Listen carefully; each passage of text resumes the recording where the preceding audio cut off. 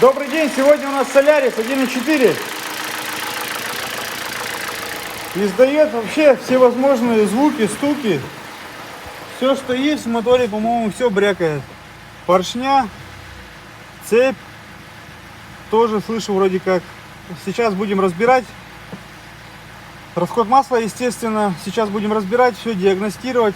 Распредвалы, насос, цепи, вкладыши, вообще все. От А до Я, как говорится, нужно продиагностировать, продефектовать, все замерить, промерить и принимать решение, что менять, что не менять. Но звуки, конечно, он издает какие-то очень уж громкие, очень уж страшные. Так, давайте не будем его мучить, а то сердце кровью обливается, когда такие звуки слышишь. Давайте будем приступать к разборке и показывать вам все. Поснимали все навесное. Так, начнем. Ролик развалился натяжной, видно, да? Ему просто хана, то есть однозначно менять.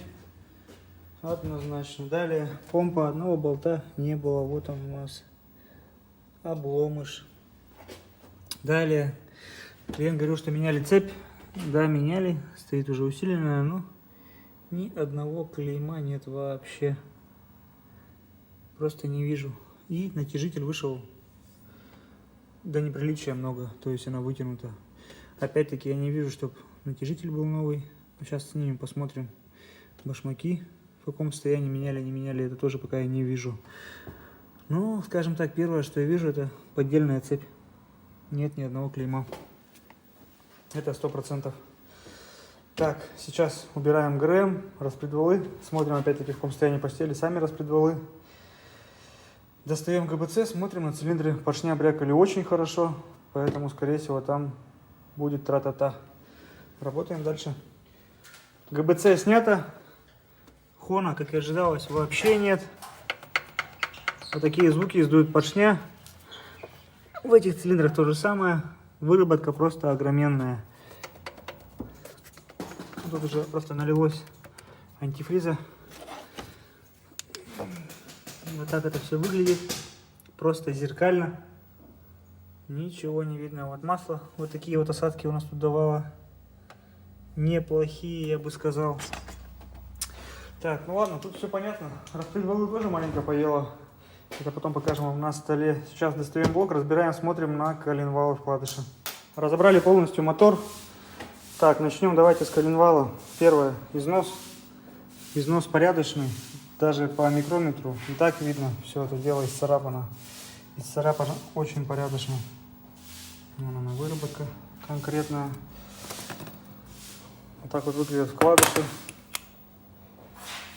Коренные, шатунные, все съело абсолютно грязью. Хорошей такой грязью. Поршня выглядит вот так вот. Кольца залегшие, поршня сношенные. Все. Абсолютно все. Третий. Видно, что масло летело живьецом. Четвертый. Хорошо так подъеден. Далее насос. Ну, все, хана ему. Куски выдрано. Здесь тоже самая выработка. Это все под замену. Вал в круг 0,25. Вкладыши у нас уже готовы лежат. Далее блок. Плюс тоже есть. Блок ровный. И так все поверхности абсолютно ровные.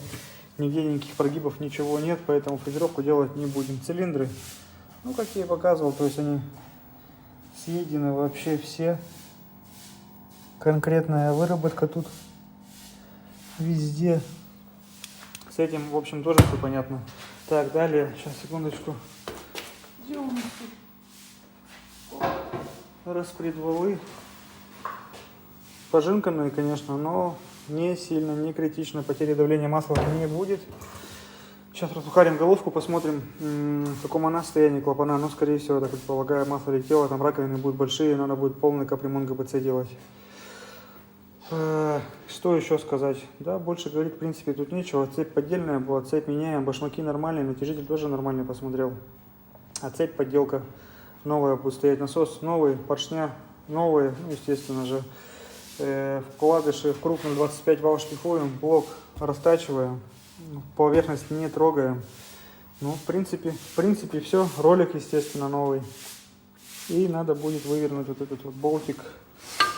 Помпа. Здравствуй, помпа. Видно, герметиком она замазана, все. Ну ладно, уберем. Ну, на этом пока все. На заводы, в моторные отмываем, подготавливаем сборки и будем показывать вам процесс сборки и восстановления данного мотора. Пришло время собирать у нас Солярис. Так, вал у нас шлифован на 25 круг. Поршневая у нас новая. Данный мотор гильзовали. Так как ремонта поршней не было, стандартная поршневая 1.4 мотор, напоминаю вам. 1.6 только были. Далее головку потом покажем. Все это, естественно, дело отмыто. Сейчас ставим полуподдон, поддон, сальник. И будем устанавливать на автомобиль. Головку потом покажем, но сальник сейчас. Вот так вот выглядят сальники клапанов. Это, конечно, трэш. Ну да ладно, по головке тоже все хорошо. Так, по зазорам 3-3,5 сотки в коренных шатунных.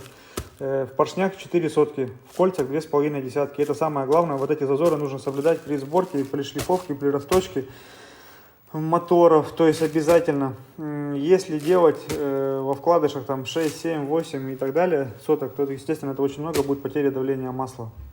Естественно, этого допустить нельзя, иначе ваш автомобиль долго не проходит. Многие люди ставят новые вкладыши, то есть вал вроде в размере смотрят, ага, новый вкладыш самый полный ставят, но не промеряют.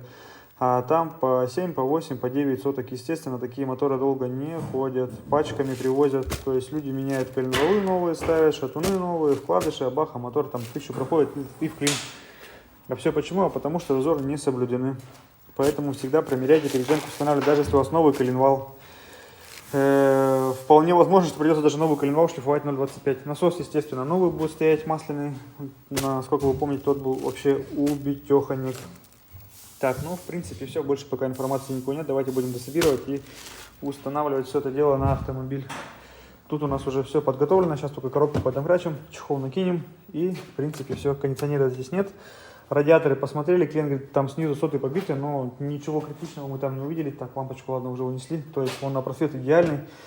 И, естественно же, то есть на мойке его можно промыть. Здесь один радиатор, то есть керхером раз, аккуратненько. Ну, здесь, в принципе, они чистые радиаторы. Чего и следовало ожидать. Поэтому менять мы его, конечно же, не будем. Он еще будет и будет ходить. Ну, в принципе, все. Давайте будем работать. Блок у нас установлен на автомобиле. Защитный кожух стоит. Поверхность полностью вся обезжирена. Все готово к установке ГБЦ. Так, ну тут, в принципе, больше говорить нечего. По головке клапана полностью все очищены в станке. Раковины убраны, прошарошены, фаски сняты. Потом притерто. Естественно, выставили зазоры и заменили сальники. Сальники я вам уже показывал. Нарост был такой капитальный. Распределы маленечко поджали. Потери давления масла не будет. Болты мобиловская смазка, как обычно, чтобы нормально протянуть. Обезжирили обычным растворителем. Будем прокладку брызгать по краям, вот в этих вот местах. Герметиком прокладка, естественно же, у нас оригинал. Ставиться будет. Так, что еще сказать? Ну, пока протягиваем ГБЦ, часа полтора, займемся установкой навесного нагама в моторе. Можно вплоть до впускного коллектора ставить, здесь ничего не мешает, все замечательно. То есть правую сторону все соберем. Ну, меньше слов, больше дела. Давайте будем приступать к сборке. Так, ту сторону полностью все собрали. Здесь распредвалы установили, цепь установили. Напоминаю, цепь у нас была новая, поставили. Так как та вытянута не по пробегу, скажем так, подделка. Башмаки нормальные, натяжитель нормальный. Все по меткам. Конечно, пытаемся как можно больше разглядывать и отсеивать плохие запчасти. То есть вот она, гравировка есть, все это есть. Но цепь он не блестит. Поддельная цепь в основном как можно отличить? Нет гравировок и она блестит. То есть оригинал должен быть маленько матовый. Пытаемся, но все же всякое бывает, как говорится. Так. Насос у нас новый, полностью обезжирили, еще раз намазали герметиком, сальник выбили, поставим после того, так как иначе можно его задрать об коленвал и он побежит. Лучше сначала крышку поставить, а после этого уже сальник. Так, ну в принципе все. Муфту стояла, поела ее изрядно. У нас лежали бэушные, но нормальные муфты, то есть такие люди, которые приезжают, говорят, вот меняем это, и обязательно поменяйте, пожалуйста, муфту. Вот им говоришь, что нормально, нет, хотят. Ну, как бы не вопрос, конечно, поменяем, старые оставляют, и говорят, незачем им. Ну, вот поставили, то есть денег мы, естественно, за нее не возьмем. Хорошая муфта, без выработки, без всего. Ту разобрали, поела, нормально такие ее. Поэтому выкинули. Стоит теперь нормальная муфта. Клапан почистили. И опять-таки клапан почистили, но проедут там 1000-2, можно еще раз достать, еще раз его продуть, промыть, потому как он довольно-таки очень хорошо собирает всю грязь в моторе. Колечки, естественно, новые стоят у нас, и верхние, и нижние. Экономить на этом не надо, чтобы не было потери давления масла. Стоят они не так уж и дорого, поэтому всегда меняйте при снятии крышки. Давайте будем ставить крышку, клапанную крышку, и осталось тут навесного кондиционера нет, поэтому легко и просто все делается. Работаем дальше. Так, ребят, ну что, все готово. Масло, антифриз залиты, все везде собрано. Ролик тоже новый, натяжной, как вы помните, он выпавший был. Ну, в принципе, все, дроссель вымыт, здесь все хорошо. Так, что хотелось сказать, ну, как обычно, обкатка, 3000 километров, не более 3000 оборотов. Там километров 500 проедут, нужно будет сделать первую замену масла с масляным фильтром, чтобы все притирочные моменты собрала, слить и уже на чистом масле ездить. Ну а так, в принципе, больше никаких ограничений нету. Бензин мы советуем 95-й, дабы избежать детонации. На высоком октане, конечно, меньше детонации, чем на 92-м и так далее. Потом, что еще? Заправки, конечно же, не надо выбирать самые дешевые, потому как это может очень плохо кончиться. Залили раз плохого бензина, современные моторы встают на раз. Ладно, если он еще не жидает, если жидает, там вообще двойная беда, и топливная, и мотор. Так. По цене вышло в районе 100 тысяч за все. За все про все, где-то в этих пределах, точно уже не помню. Естественно, мы всегда клиенту на согласование отправляем, он точную сумму знает перед началом работ. Просто на память уже не помню много машин. Датчик кислорода таки был приделан на хомуте, не знаю почему на хомуте, а не в заводском пазу. Ну, как есть, так есть, то есть мы там ничего не трогаем. Болт сломанный помпы, крепление помпы, естественно, выстрелили, поставили другой болт. Теперь помпа на всех болтах крепится, чтобы не побежала. Что еще сказать? Да, в принципе, говорить нечего, по радиатору я сказал, здесь это все легко и просто моется, один радиатор, сэндвич не забивается, поэтому все хорошо. Давайте будем запускать и слушать, как у нас заработает автомобиль. Так, ключик у нас здесь.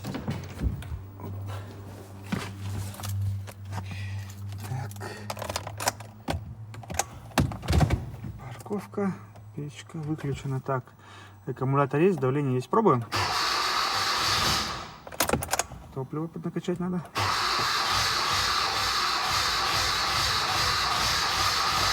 Полчаса форсунки.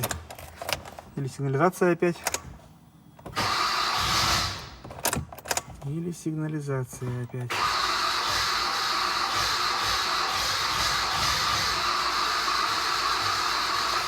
Что такое? Что ему мало?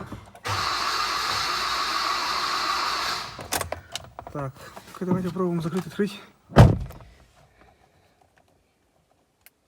Раз. Так, два.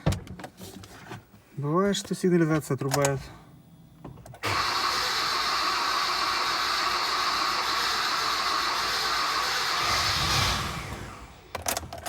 Что ей не хватает?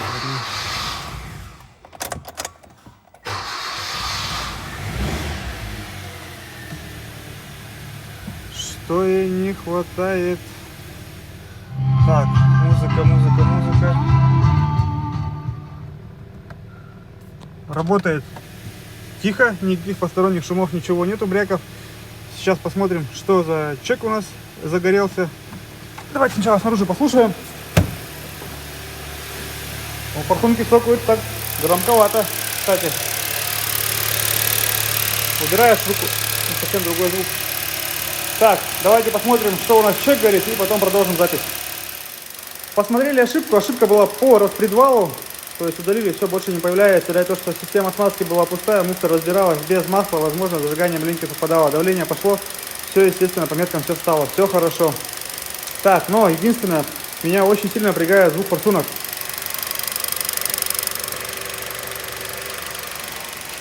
вообще очень сильно брякают форсунки, я не знаю почему, но стучат они капитально. Маленько накрываешь и все, звук практически, ну вообще мотора не слышно, только слышно жужжание гура маленькое, если он насос подувает, а так тишина полная. Ну, что-то с форсунками не то, конечно же. Я посоветую их в обкатку поведут, помыть и все-таки, наверное, сменить заправку, потому что воняет очень сильно автомобиль.